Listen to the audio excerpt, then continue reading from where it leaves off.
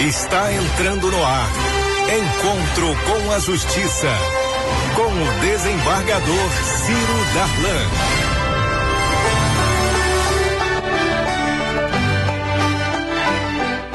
Bom dia, amigos da Rádio Família FM, queridos ouvintes que sempre participam deste programa Encontro com a Justiça. O programa de hoje nós vamos tratar de um tema muito interessante, ativismo judicial. E que é ativismo judicial, meus queridos ouvintes? É a iniciativa que os juízes podem tomar, devem tomar ou não devem tomar. É uma questão também de direitos humanos. Vamos falar sobre o juiz do novo milênio, esse juiz tão contestado, esse juiz também tão desconhecido. E o nosso convidado de hoje é uma figura brilhante, um professor, um doutor, magistrado, desembargador Caetano Fonseca da Costa, que nos honra hoje com a sua visita e essa entrevista, que será conduzida também pelos queridos colegas desembargador Rogério de Oliveira e o juiz João Batista Damasceno. E este programa, queridos ouvintes, é um programa para você se encontrar com a justiça. Por isso o programa se chama Encontro com a Justiça. E você pode e deve participar do programa de hoje através dos telefones 30790952, 30790938 e assistir o programa depois no site www.redejuridicatv.com.br.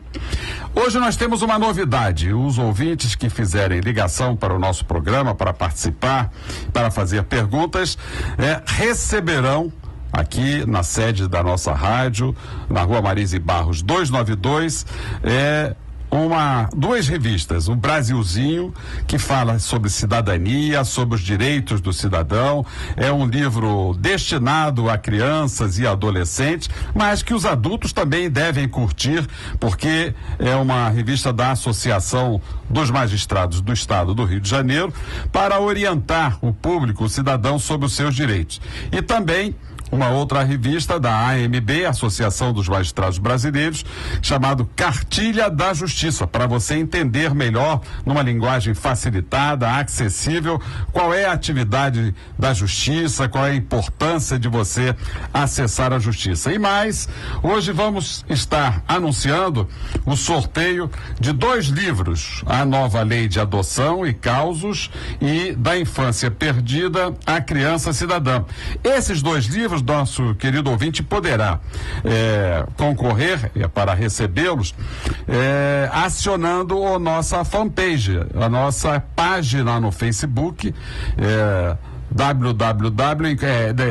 Encontro com a Justiça no Facebook, e você vai passar a concorrer a esses 2 livros da minha autoria. Nosso convidado de hoje, desembargador Caetano Fonseca da Costa, um homem que já fez vários cursos na Europa, um homem preparadíssimo. E Caetano, o que é ativismo judicial?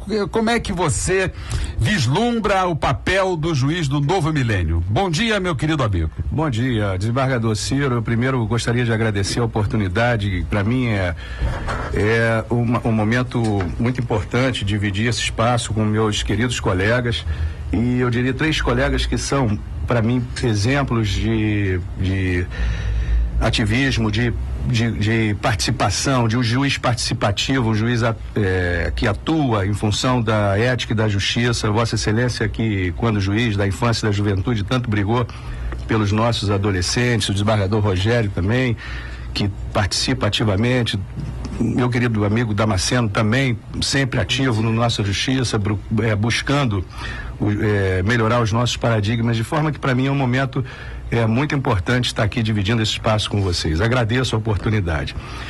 Eu diria, desembargador Ciro, com relação a essa questão do ativismo judicial, que nós vivíamos outrora num modelo de juiz totalmente defasado, um juiz antigo, positivista, distante do seu jurisdicionado. Eu acho que o ativismo judicial, falando numa linguagem bem simples, nada mais do que a transmudação desse paradigma. Um juiz do século atual é um juiz que não está distante do seu judicionado, é um juiz que sabe que tão importante, feito conhecer as normas legais, também é conhecer a realidade do cidadão, conhecer o conflito que ele está julgando, que ele está apreciando. Um juiz que não sabe, que não conhece essa realidade, é um juiz que não dará uma sentença equilibrada e justa. Isso, para mim, é ativismo judicial. É muito interessante essa sua abordagem, senador Caetano. Aliás, seja bem-vindo aqui nesse nosso espaço, esse espaço de debate sobre as questões jurídicas relevantes, né, as questões sociais. Nós vamos encontrar essa questão da hermenêutica, né, da realização da justiça, aí ao longo da história, essa questão que perpassou as discussões do século XX, e de alguns juízes travados, que a ordem liberal impunha a ele, colocar-se fora da sociedade, né, para julgar com distância, como se fosse possível alguém ficar fora da sociedade. Era um juiz esquizofrênico, né? Um juiz que não se envolvia. Um juiz que não se envolvia nas relações das quais ele é parte, né? Porque ele também vive em sociedade. É muito interessante essa possibilidade que nós estamos tendo de poder vivenciar essa proatividade do juiz, porque o juiz deixa de ser um intérprete distante da norma e passa a ser um integrador das relações sociais, um construtor da ordem jurídica, ainda que nos limites postos, né, pelo legislador, porque também não pode começar a criar normas da sua cabeça. Mas então é muito interessante esse seu tema, a forma como, né, o senhor coloca essa questão, porque esse juiz, né, da proatividade, ele é um juiz integrador da norma à vida social, né? E não ser distante, né, dos problemas, dos conflitos, das relações, nem um sujeito criador de normas, né, ao arrepio, né, do poder legislativo. Mas, doutor, né? Caetano, isso ainda é uma dificuldade para os juízes que querem ser ativistas, que querem vivenciar a sua judicatura dentro da sociedade, que aliás, que ele representa, porque todos nós representamos a nossa sociedade, nós temos uma família, nós vivemos nos bairros e tudo. E ainda há um certo conservadorismo nos tribunais de justiça que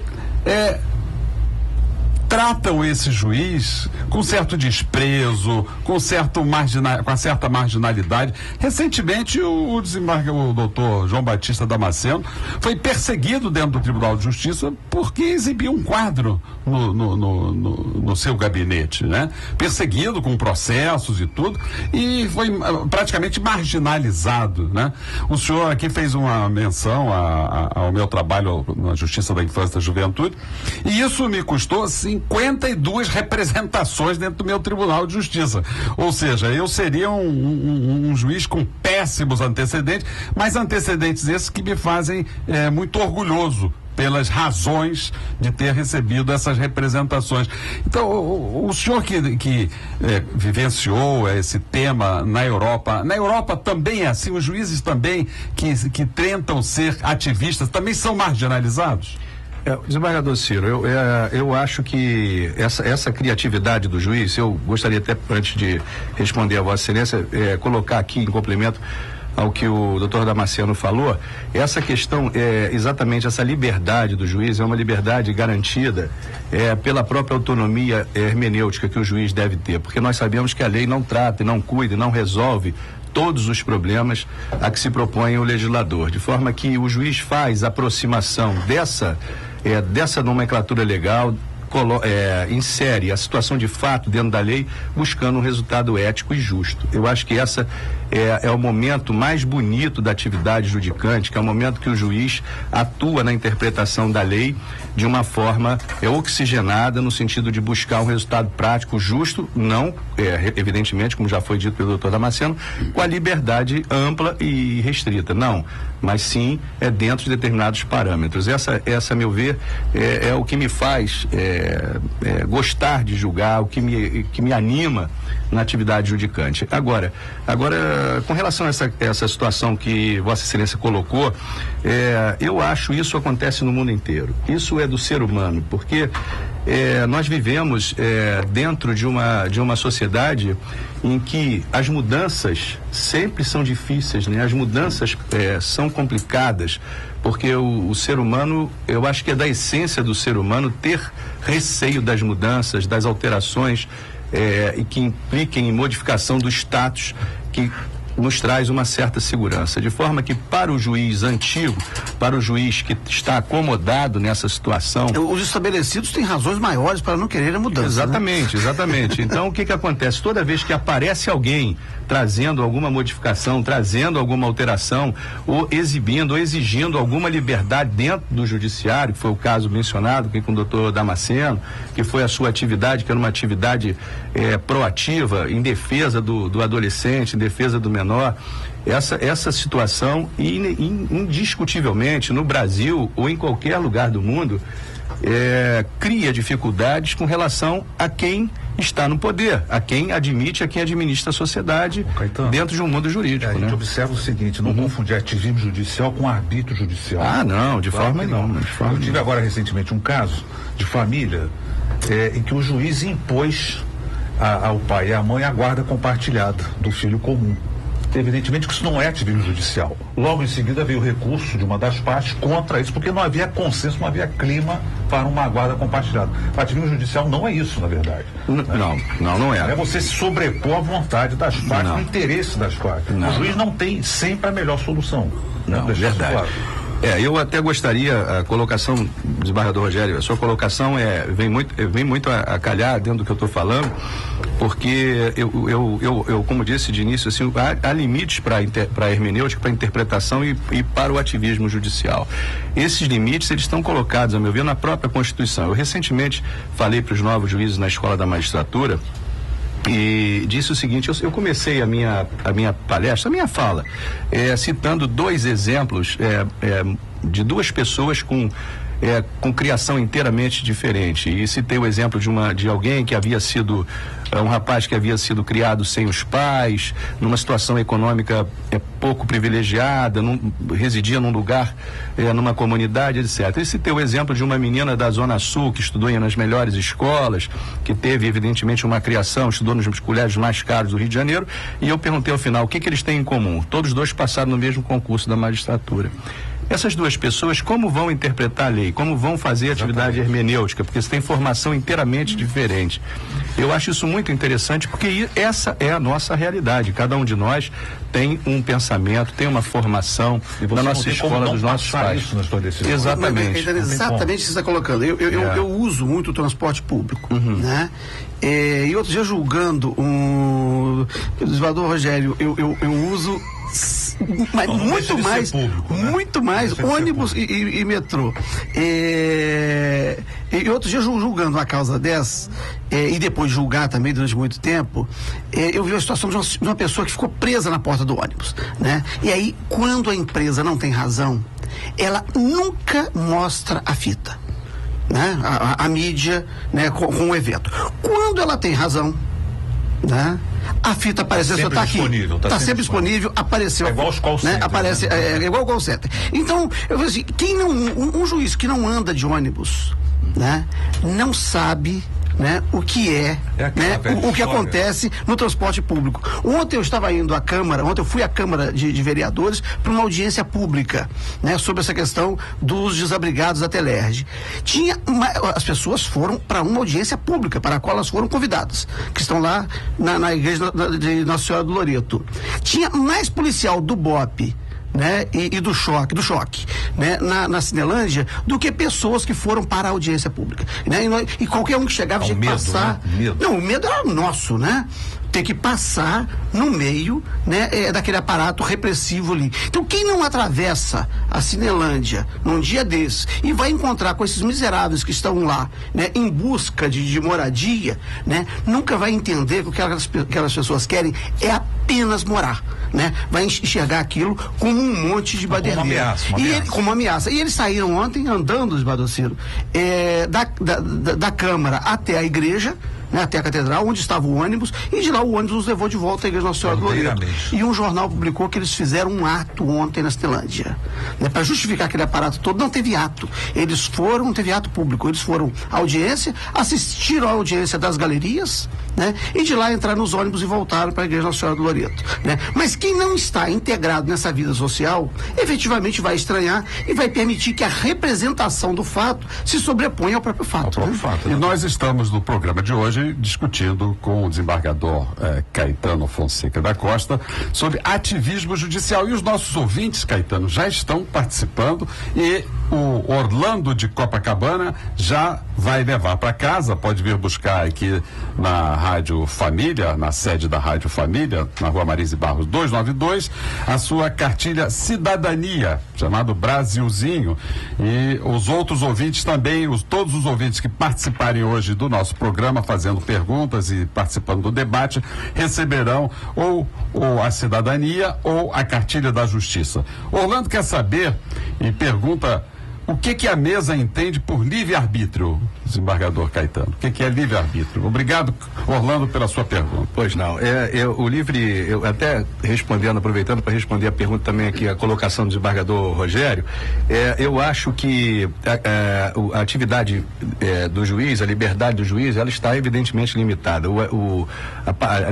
Está limitada pela própria Constituição, pelos princípios que são colocados em nossa Constituição Federal. Acho que o juiz deve sempre preservar os direitos fundamentais. Os de primeira geração é mais fácil. Nós, quando encontramos a barreira da garantia dos direitos sociais, é mais difícil, porque esbarramos sempre na questão da interferência no poder, na discricionalidade do administrador público, e também na questão da limitação de recursos, etc., da reserva do possível, etc. Então eu acho que eu já vou responder a pergunta do nosso ouvinte, mas eu acho que eu defendo que o juiz está limitado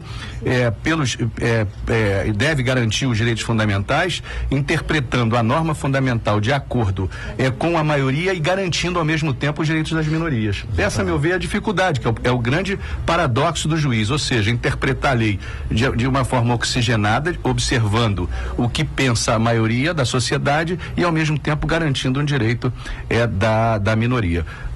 A questão do livre-arbítrio em relação à atividade judicante está limitada. O juiz está limitado pela lei. Ele não pode aplicar a lei como lhe convém, como entende que deva ser puramente o certo, mas ele está, digamos assim, ele aplica a lei garantindo, em primeiro lugar, o direito fundamental e observado, eu repito, o direito da maioria e também garantindo o direito da minoria. Doutor Senhor, deixa eu te fazer uma pergunta sobre essa questão do livre-arbítrio. O Ronaldo, o jogador Ronaldo Fenômeno, disse que não se faz Copa com hospital, né? Se faz com o estádio.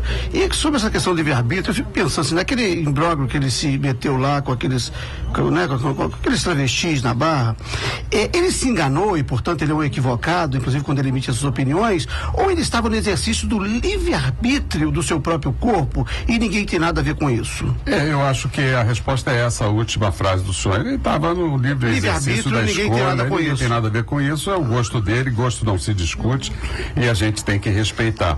Mas os nossos ouvintes estão aqui participando.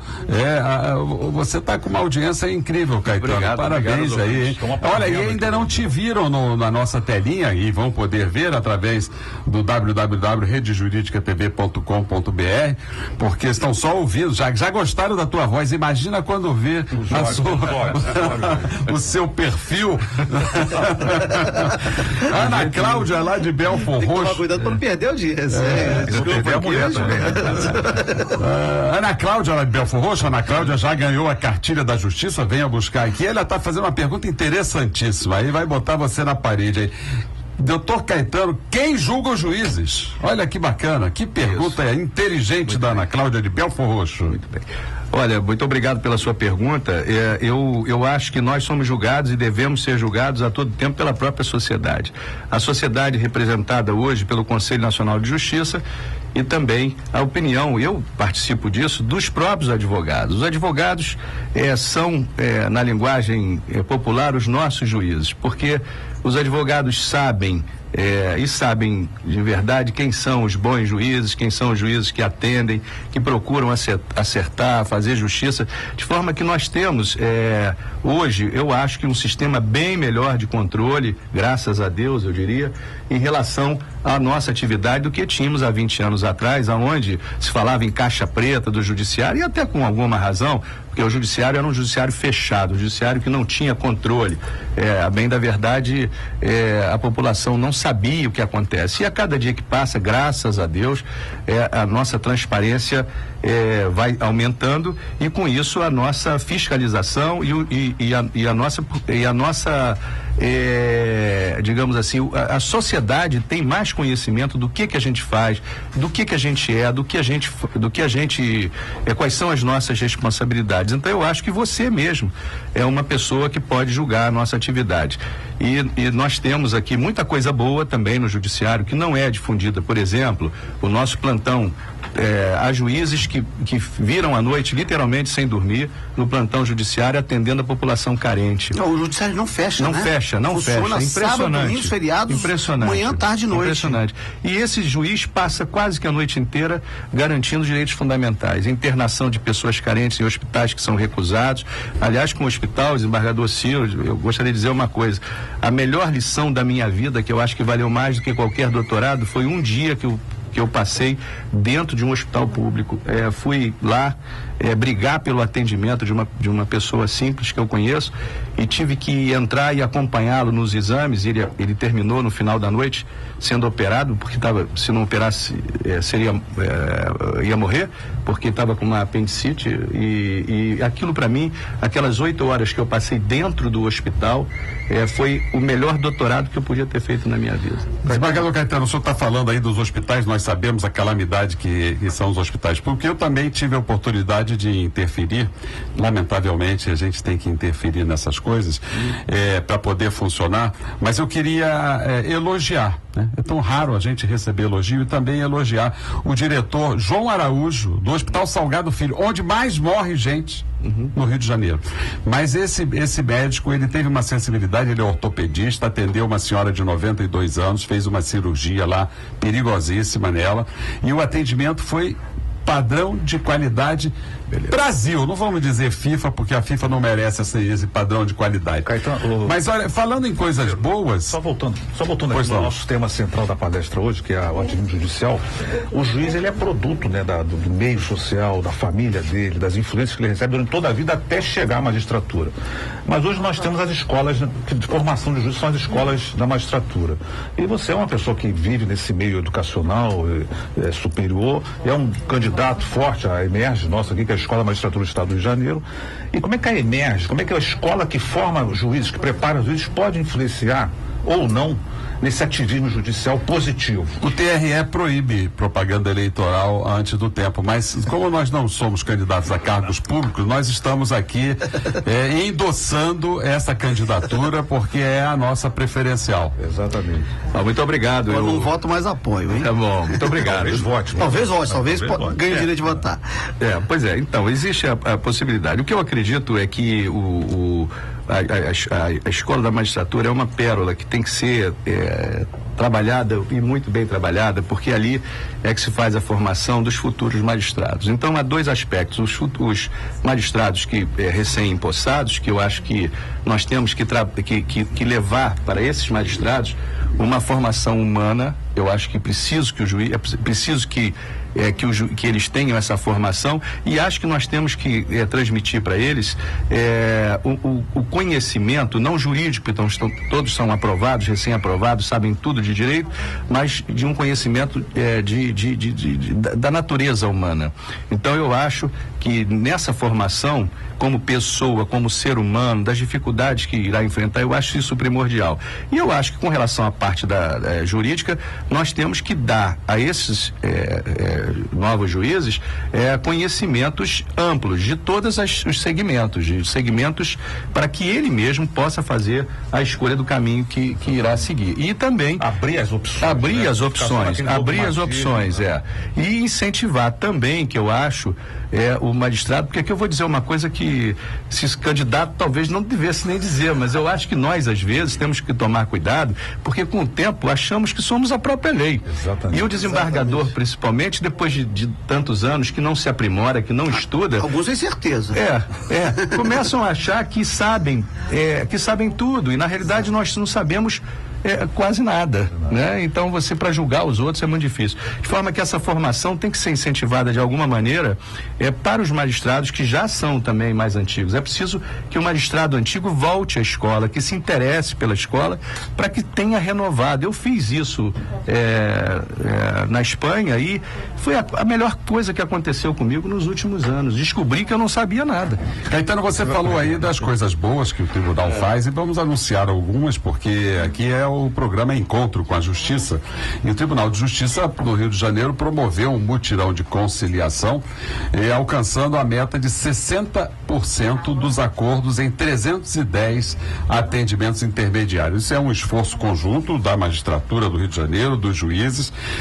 Também anuncio que o Café com Conhecimento debateu a justiça do novo milênio e a família do século XXI. Muito interessante o debate, assim como a prova objetiva para o concurso da magistratura será no próximo domingo, dia 1º. Quer dizer, nós estamos fazendo um concurso atrás do outro. No último concurso passaram apenas 26 candidatos, ou seja, 0,46% dos candidatos inscritos, e precisamos muito de juízes.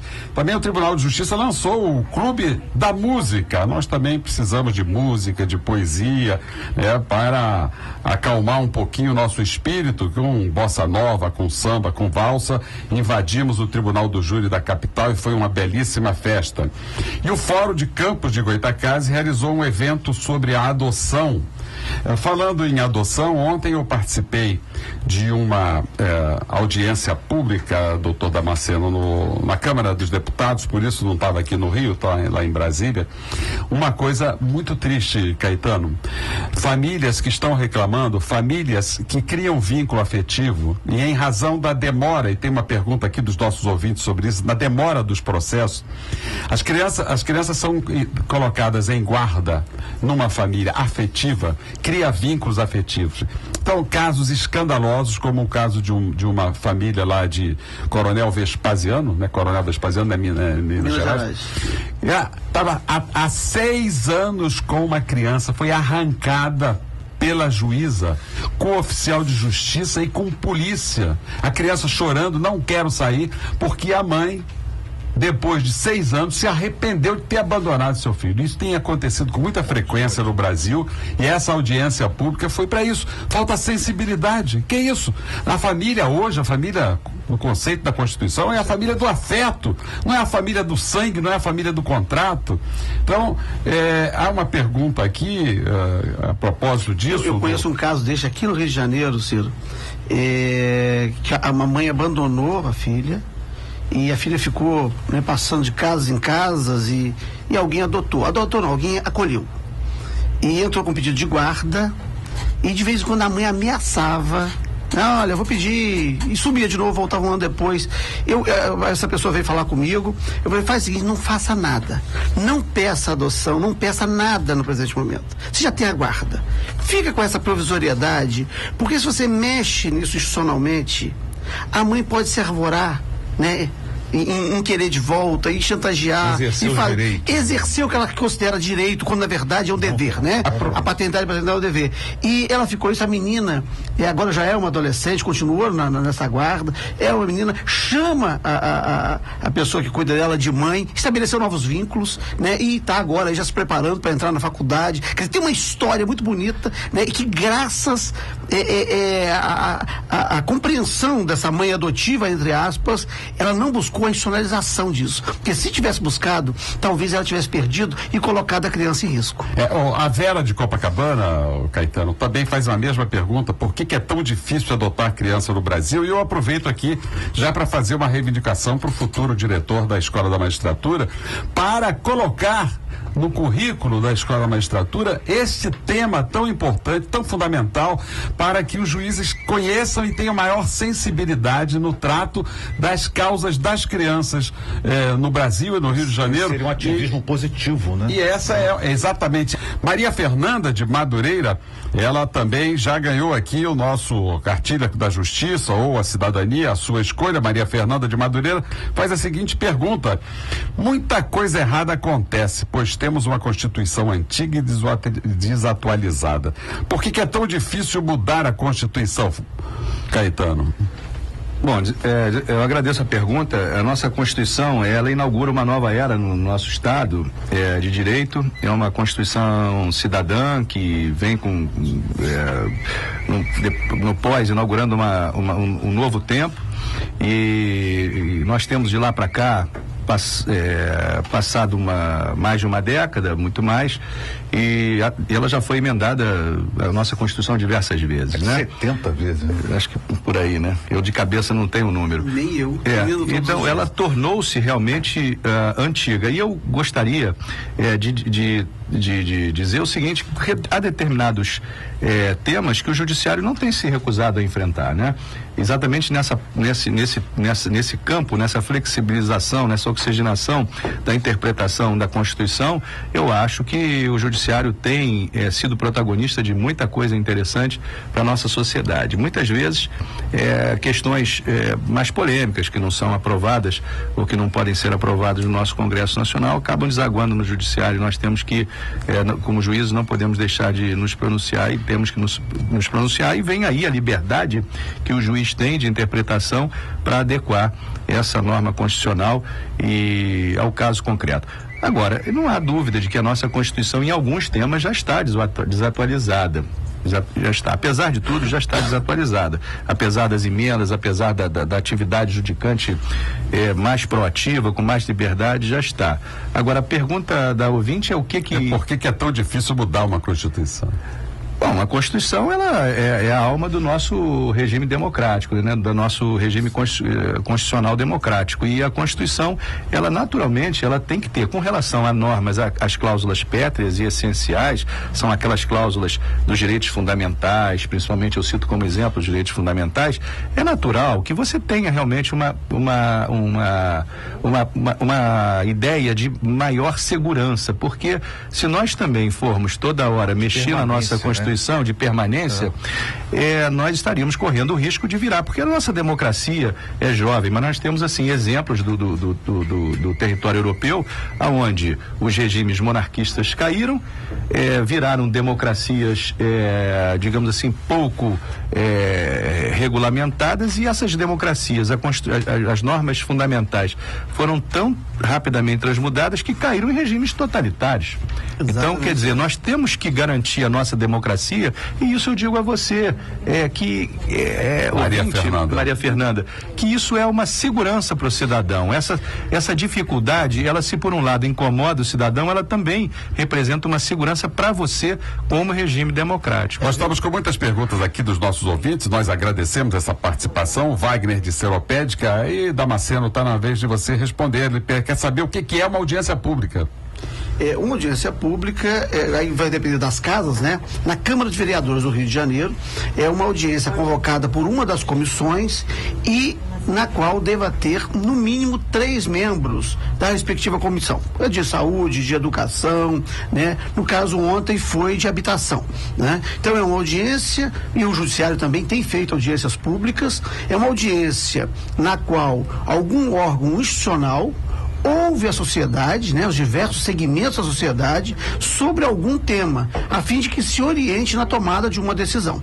Então, isso tanto acontece no Legislativo, né, quanto acontece no Judiciário. O Supremo outro dia convocou a audiência pública, né, para ouvir sobre determinado tema, que os juízes, né, os ministros do Supremo ficaram em dúvida como que eles iam interpretar, deixam naquele sentido, e eles quiseram ouvir a sociedade. E foram lá segmentos diversos da sociedade, cada um vendeu o seu peixe, cada um contou a sua história, e os ministros puderam se orientar mais ou menos. É uma forma de democratizar a decisão e buscar, né, isso está no contexto, né, do ativismo judicial, né, do juiz proativo, que ele busca contextualizar os seus valores, o valor expresso na norma, né, o direito posto, com o sentimento e com os valores que a sociedade está vivenciando naquele momento. O Wagner de Seropédica, então a sua pergunta foi muito boa e a propósito, nós juízes também vamos participar de uma audiência pública no dia 6 de junho, às 11h30, no Tribunal de Justiça, para debatermos o regimento interno do Tribunal de Justiça. Essa audiência pública para a qual foram convidados os magistrados, na minha opinião, deveria ser aberta para toda a sociedade. Afinal, o judiciário é um poder exercido em nome do povo, então nada mais justo do que o povo também participando desta audiência pública para discutir o regimento interno do Tribunal de Justiça. Podia abrir um prazo para credenciamento de entidades, pelo menos, a né? partir de dia 6 de junho. Se não vão indivíduos, podia entidades, né? Com certeza. Sindicatos, associações, ONGs, né? O Sim de Justiça tem o maior interesse em participar disso aí. Vamos abrir para o Sim de Justiça, pelo menos. Eu vou convidá-los. A Vilma de Nova Iguaçu está fazendo uma pergunta aqui que me deixa encabulado. Muito obrigado, Vilma. Você vai ganhar a cartilha da Justiça. Mas ele pergunta ao desembargador Caetano: como podemos acessar os juízes? É muito difícil ter acesso a eles. Aí é que me deixa encabulado, que ela diz assim: o único que já ouvi falar foi o desembargador Ciro Darlan. Ele é do povo e trabalha bem. Obrigado, Ciro, obrigado. É verdade. Eu acho que a pergunta dela tem inteira pertinência, tem inteira razão. É muito difícil falar com o juiz. Nós temos, em primeiro lugar, que os juízes normalmente têm a obrigação de receber os advogados. E recebendo os advogados, estariam recebendo o representante da própria parte. Quer dizer, isso acontece, eu acho que é uma obrigação que o juiz, eu particularmente, recebo todos os advogados. Com relação ao recebimento da própria parte, isso já traduz uma situação mais complicada e exatamente porque o representante da parte é o advogado e também os juízes também vivem um momento de excesso de trabalho, excesso de processo. É óbvio, se o juiz tivesse não 10 mil processos, mas 500 processos para tocar, ele teria mais tempo de escutar as partes. Mas eu acho, dentro do possível, o juiz deve sim ter contato com as partes e deve receber as partes em audiência junto com os seus respectivos advogados. Caetano, até para esclarecer ao ouvinte, a parte ela é ouvida nas audiências. Exatamente. O juiz convocar para isso. Exatamente. Eu acho também que o tribunal deveria ampliar mais a sua parte de ouvidoria. Eu acho que o tribunal escuta pouco o povo, porque há situações em que o juiz deve sim ouvir a parte, situações inclusive onde dá interesses de menor, interesses fundamentais que tem que preservar. O juiz precisa ter contato com a parte, e para isso, se o juiz não marca uma audiência, eu acho que a parte tem sim como requisitar, e eu acho que o setor de ouvidoria deveria ser mais implementado, onde que a voz do povo vai ser escutada e transmitida para a presença do Nós trouxemos, inclusive, a ouvidora aqui, a doutora Andréa Pachá esteve aqui, foi um programa muito bom, dialogando muito com os ouvintes, mas eu acho que deveria mesmo ampliar cada vez mais a ouvidoria. Mas o Ciro é uma pessoa, né, efetivamente, não é favor nenhum que a Vilma está fazendo. Outro dia, nesses acampados lá da favela Oitelemar, duas moças chegaram para mim e falaram assim: nós conhecemos aquele desembargador ali, aquele juiz ali, o Ciro é juiz, né? Vai ser juiz a vida inteira. Aquele juiz ali, nós já fomos meninas dele. Aí eu digo, nós já fomos meninas do Ciro. E eu fui entender o que era meninas do Ciro. Mas como é que é assim? Assim, nós éramos meninas de rua e ele nos atendeu, nos acolheu, nos encaminhou e ganhamos, né, novos caminhos nas nossas vidas a partir do momento que nós fomos meninas do Ciro. Não tem coisa melhor de Aí eu vim. São Ciro. Eu vim contar pra eles, olha, tá as moças dizendo aí que já foram suas meninas. Aí ele, olha, tem muitas nessa cidade, né, que eu busquei encaminhar, E a Heloísa sabe disso, a Heloísa sabe que eu tenho essas quem dera que nós tivéssemos essa atitude mais do desembargador Ciro. mais Ciro, exatamente. Mais Ciro brasileiro.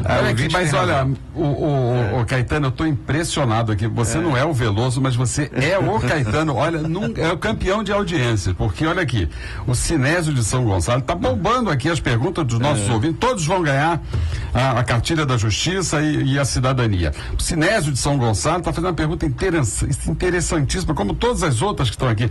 Depois de uma sentença julgada por desembargador, pode-se recorrer? Pode-se entrar com recurso? Bom, a sentença, há recurso, sim, para os tribunais superiores, do Superior Tribunal de Justiça e para o Supremo Tribunal Federal, mas nós sabemos que a possibilidade de recurso é muito limitada. Então, eu diria que na maioria dos casos, quase não absoluta, mas na grande maioria dos casos, o processo acaba na segunda instância, depois do julgamento do desembargador. E a Carmen, lá de Olaria, que também vai ganhar aqui a nossa revista Cartilha da Justiça, também, ela faz uma pergunta muito interessante. E tem tudo a ver com a sua presença aqui. Por que as eleições do Judiciário não são votadas pelo povo? Olha que pergunta interessante. Carmen, obrigado, Carmen. Carmen, olha, muito boa a sua pergunta. Nós estamos ainda numa fase ainda de implementação da votação para todos do Judiciário, para os juízes. Quiçá consigamos isso numa participação mais efetiva dos próprios juízes. Se esse seria um primeiro passo, esse que você colocou, Carmen, seria o ideal dos ideais, mas eu acho que se nós conseguirmos agora, num tempo próximo, uma participação mais efetiva dos próprios juízes e não só dos desembargadores, eu sou favorável, eu quero deixar claro a participação de toda a magistratura, é uma opinião pessoal minha.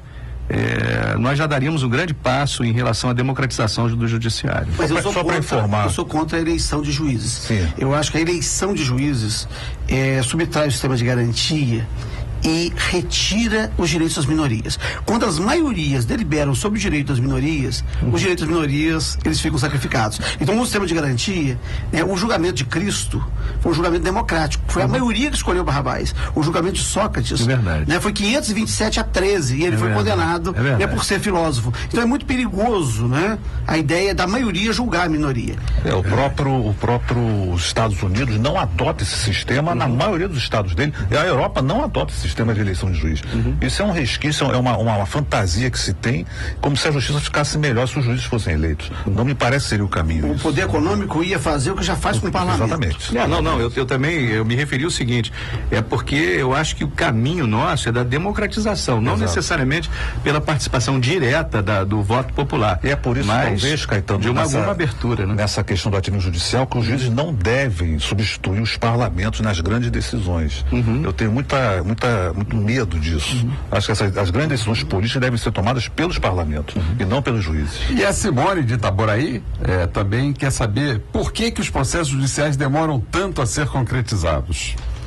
Esse é o grande calcanhar de Aquiles do judiciário. Nós temos não só uma causa, mas eu vejo nisso várias causas: o excesso de processos, o descumprimento do poder público em relação, que é a grande causa. O nosso maior cliente, digamos assim, é o próprio poder público, que não fornece remédio a quem precisa, não fornece moradia, não cumpre, quem deveria dar o exemplo não cumpre. Então nós temos as concessionárias do serviço público, concessionárias de serviço público e bancos. 90% tem esses três como clientes. A propósito, da Virgínia lá da Barra da Tijuca de São Conrado sempre nos faz perguntas a respeito dessa questão. Ela está dizendo por que o Supremo está adiando tanto a decisão sobre a punga que os bancos fizeram nas cadernetas de poupança.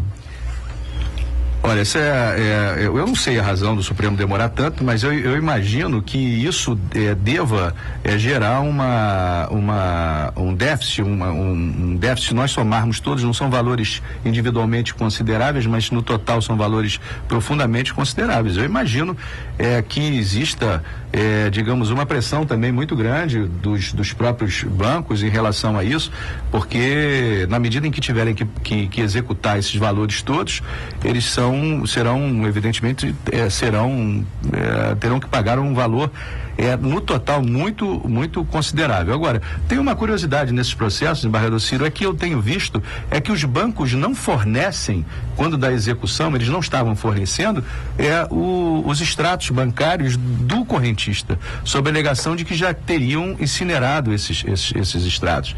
E de forma que, tentando, de alguma maneira, e isso seria absolutamente odiável, não cumprir o título judicial sob argumentos que não teriam em seu poder mais os extratos, quando isso fosse uma obrigação de correntista. Isso é só inverter aí o ônus e declarar válida a afirmação, né, do correntista, né, admitida a prova em contrário pelo banco. Agora, é bom esclarecer ao ouvinte, Ciro, que enquanto o Supremo não julgar essa ação lá, todas as ações no Brasil estão paralisadas. Isso. Sobre esse tema. A Luísa, lá do Recreio, por que é tão difícil cumprir as leis do Brasil? Como o judiciário pode atuar para que os outros poderes cumpram as leis?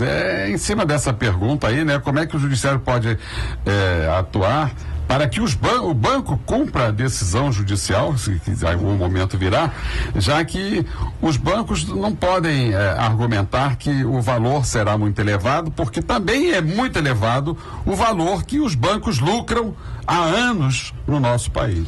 Agora, só para complementar... A pergunta da Luísa, lá do Recreio. Aqui, o ativismo judicial não é isso, na verdade. O judiciário não tem que agir sem ser provocado. Na verdade, tem que esperar que alguém provoque para que ele tome as decisões, né? Essa é a resposta, né? Exatamente. Eu acho que eu quero deixar até claro que eu sou favorável ao ativismo judicial dentro de uma perspectiva de mudança do paradigma judicial, da atividade judicante. O ativismo judicial não se confunde com anarquia, a meu ver, com liberdade, arbitrariedade, não. E nem com a representação política, né? E nem com a representação política. E o Joaquim, lá de Bom Sucesso, essa pergunta é para você, Damasceno. Você é o cara que vai responder essa pergunta aqui. O que a mesa acha das manifestações contra a Copa do Mundo? Na sua opinião, elas são legítimas? Joaquim de Bom Sucesso está ganhando aqui nossa cartilha da justiça.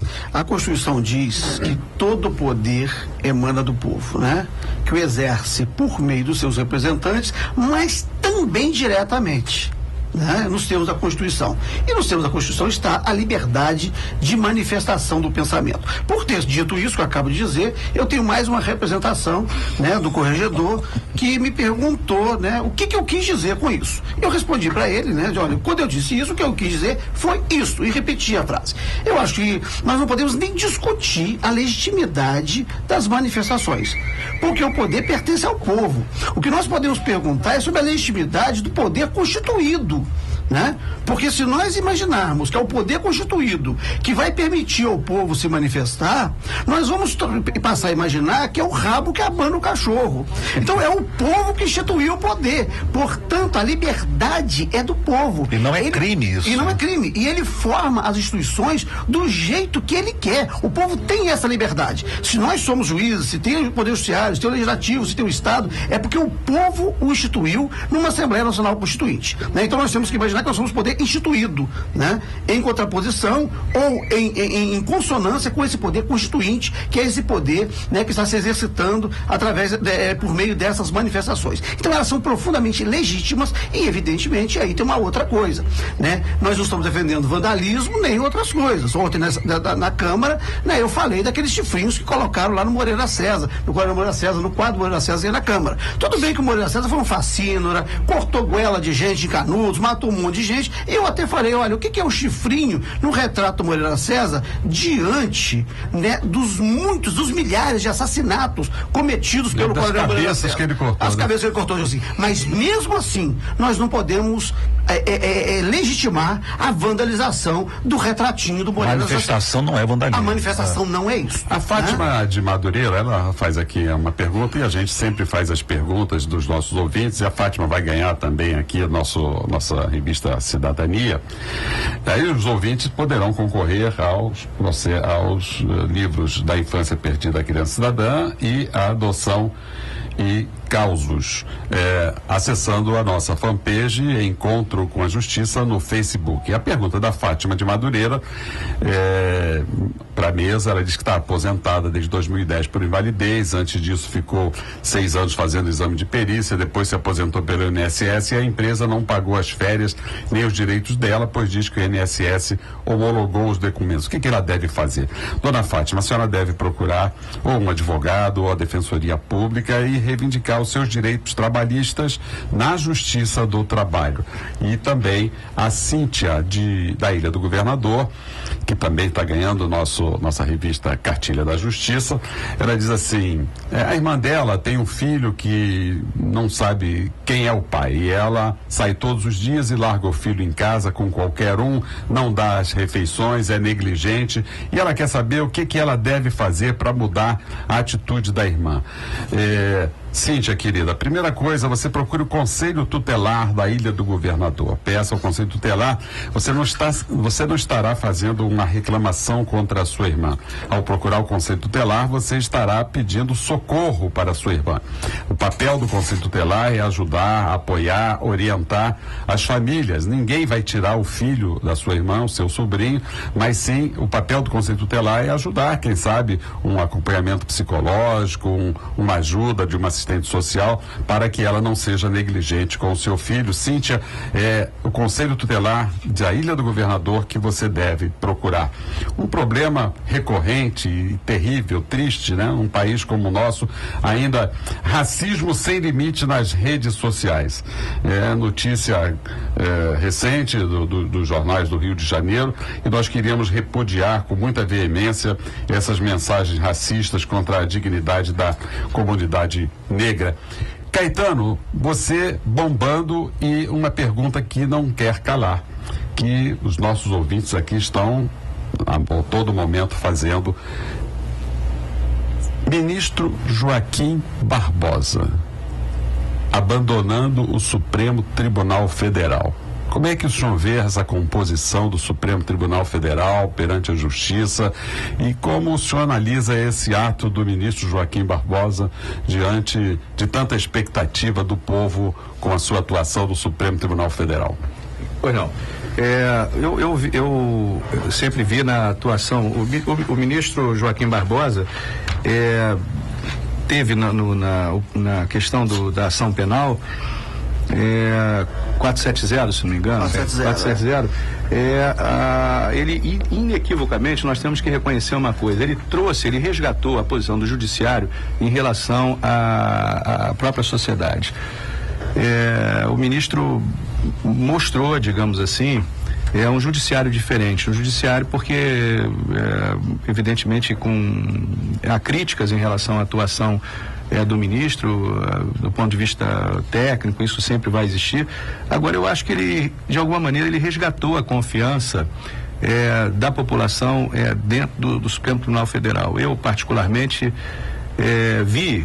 enxerguei isso nas redes sociais, nas mensagens que recebi no Facebook, na colocação, e de alguma maneira o povo nesse momento participou. Isso é que eu achei interessante, porque o ministro conseguiu, digamos assim, colocar dentro do Supremo uma discussão que toda a sociedade participou, independente do judiciário, ou seja, a sociedade redescobriu o judiciário, ela voltou ao Supremo Tribunal Federal para discutir junto com o Supremo Tribunal Federal o que deveria ser feito naquele processo. Eu acho que esse foi o grande benefício dessa ação penal que nos últimos tempos destacou o ministro Joaquim Barbosa, ou seja, ele fez com que a sociedade discutisse a posição e o acerto do Supremo Tribunal Federal. Eu concordo contigo desse aspecto positivo. Agora, é lamentável que ele tenha usado o direito penal para isso, porque as violações aos direitos que ele cometeu lá com pessoas, com notáveis advogados,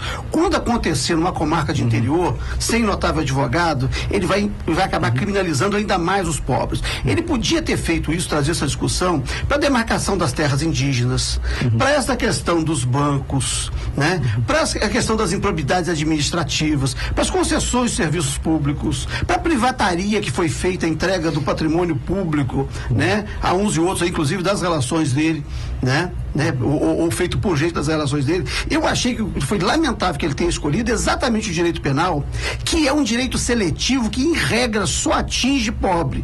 Naquele caso, não atingiu só, né, só pobre, com exceção de um ou outro lá que era pobre, né, mas que serviu de precedente para violação dos direitos daqui para frente. Eu lamento, né, tem esse aspecto positivo, que ele deu essa visibilidade ao Supremo, mas lamento que a partir da ação dele, né, os direitos possam ser violados a partir dessa seletividade do sistema penal. Ele podia ter escolhido os bancos, por exemplo, como alvo, né, e talvez ia discutir esse sistema financeiro, os juros bancários, essa tunga do dinheiro da poupança pública, né, ou demarcação de terra indígena. Eu acho que teria outros temas que ele poderia ter trazido à tona para mobilizar a sociedade e envolvê-la com o judiciário. Mas aí foi o limite do ativismo, porque na verdade ele ia julgar aquele momento, aquela ação. Isso eu gostaria até de dizer aos meus colegas, que eu não sou contra, digamos assim, a questão do garantismo. Eu acho que o ativismo judicial, ele não viola, não vai contra necessariamente a questão do garantismo.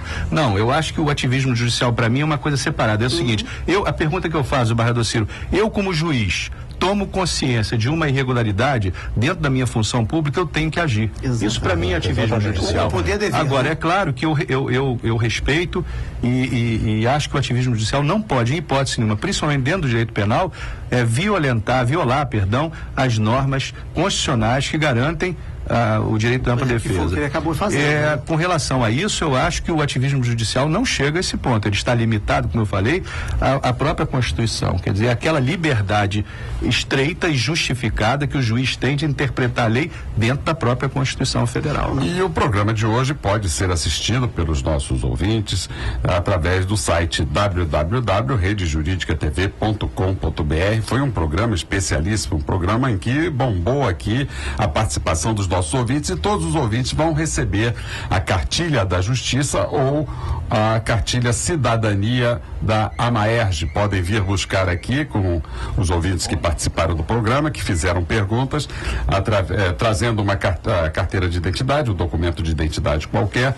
na Rua Marise Barros 292, na sede da Rádio Família 104.5. E os ouvintes poderão também concorrer a receber de graça, receber um presente da Infância Perdida, Criança Cidadã, e o livro também A Nova Lei de Adoção e Causos de Minha Autoria, acessando a página no Facebook Encontro com a Justiça.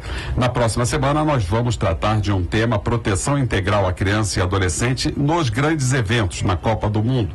Teremos aqui coordenador dos direitos humanos, presidente do Conselho da Criança, o representante do Ministério Público, e agradecendo ao desembargador Caetano por essa aula, por essa brilhante participação. Passo a palavra para suas despedidas finais, agradecendo a sua participação. Pois não, eu quero agradecer, desembargador Ciro, ao ouvinte de ter tido a paciência de me escutar. Espero ter atendido as expectativas e agradeço mais uma vez a oportunidade de estar aqui com pessoas que eu tenho o maior respeito e prezo e respeito pelas suas atitudes e atividades na atividade judicante. Muito obrigado. Muito obrigado, gosto muito de você, Leãozinho, em homenagem ao Caetano Veloso e ao nosso querido convidado. Obrigado a todos. Muito bom, Caetano. Muito bom, você tem um casamento. Não, vocês... Você acabou de ouvir Encontro com a Justiça, com o desembargador Ciro Darlan.